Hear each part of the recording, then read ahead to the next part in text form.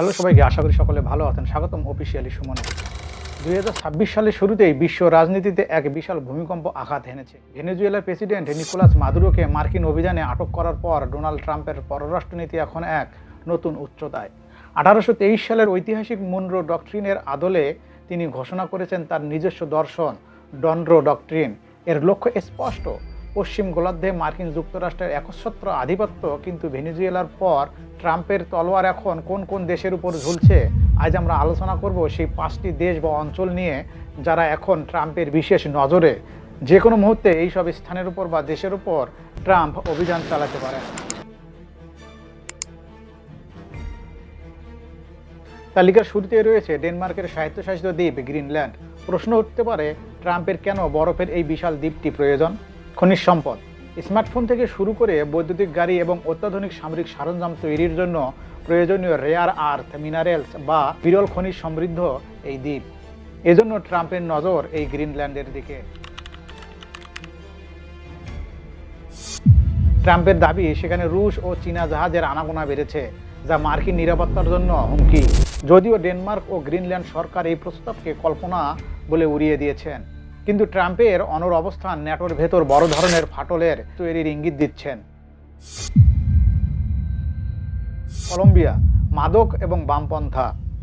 আমাদের দ্বিতীয় লক্ষ্য কলম্বিয়া। ভেনেজুয়েলার অভিযানের কয়েক ঘন্টার মধ্যেই ট্রাম্প কলম্বিয়ার বামপন্থী প্রেসিডেন্ট গুস্তাভো পেত্রোকে সতর্ক করে বলেছেন, নিজের দিকে খেয়াল রাখুন। ট্রাম্পের অভিযোগ, পেত্রো একজন অসুস্থ মানুষ যিনি মাদক কার্টেলকে সহায়তা করছেন। ঐতিহাসিক মিত্র হওয়া সত্ত্বেও কলম্বিয়ার সরাসরি মার্কিন সামরিক অভিযান সম্ভাবনা এখন আর উড়িয়ে দেওয়া যাচ্ছে না।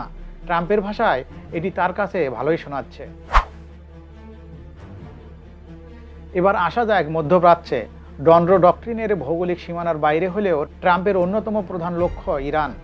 দেশটিতে চলমান সরকার বিরোধী বিক্ষোভ নিয়ে ট্রাম্প হুঁশিয়ারি দিয়েছেন, বিক্ষোভকারীদের উপর হামলা চালানো হলে যুক্তরাষ্ট্র কঠোরভাবে আঘাত করবে। বিশ্লেষকদের মতে 2026 সালে ইসরায়েলের সাথে মিলে ইরানের পারমাণবিক স্থাপনায় বড় ধরনের হামলা চালানোর পরিকল্পনা করেছেন ট্রাম্প। তালিকার 4 নম্বরে প্রতিবেশী মেক্সিকো। ক্ষমতায় ফিরে ট্রাম্প মেক্সিকো উপসাগরের নাম পরিবর্তন করে আমেরিকা উপসাগর রাখার নির্বাহী আদেশে স্বাক্ষর করেছেন। মাদক পাচার এবং অবৈধ অভিবাসন ঠেকাতে মেক্সিকোর ভেতর সরাসরি সামরিক হস্তক্ষেপ বা ড্রোন হামলার পরিকল্পনা ট্রাম্পের টেবিলে একদম প্রস্তুত রয়েছে। যে কোনো মুহূর্তে তিনি সেখানে স্বাক্ষর করতে পারেন। মেক্সিকোর প্রেসিডেন্ট ক্লাউদিয়া শেইনবাম এর বিরোধিতা করলেও ট্রাম্পের কাছে সীমান্ত নিরাপত্তার প্রথম অগ্রাধিকার।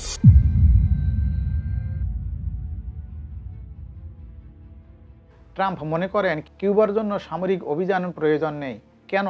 কারণ কিউবা তার তেলের 30% পেত ভেনেজুয়েলা থেকে। মাদুরোর পতনের পর কিউবার অর্থনীতি এখন খাদের কিনারায়।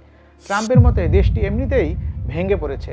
তবে পররাষ্ট্রনীতি মার্কো রুবিও কিউবান সরকারের সতর্ক করে দিয়েছেন যে ট্রাম্পের কথায় হালকাভাবে নেওয়ার কোনো সুযোগ নেই। গ্রিনল্যান্ডের খনিজ থেকে শুরু করে কলম্বিয়া কোকেন কিংবা ইরানের পারমাণবিক স্বপ্ন, ট্রাম্পের এই ডনরো ডক্ট্রিন বিশ্ব রাজনীতিকে এক অস্থির সময়ের দিকে নিয়ে যাচ্ছে। ট্রাম্প কি সত্যিই এই দেশগুলোকে হস্তক্ষেপ করবেন, নাকি এটি কেবলই বড় কোনো কূটনৈতিক দর কষাকষির চাল? আপনার কি মনে হয় আমাদের কমেন্ট বক্সে জানাতে ভুলবেন না। তবে ভিডিওটি যদি আপনার ভালো লেগে থাকে তাহলে লাইক, কমেন্ট, শেয়ার করতে ভুলবেন না। অবশ্যই চ্যানেলটি সাবস্ক্রাইব করবেন। ধন্যবাদ সবাইকে।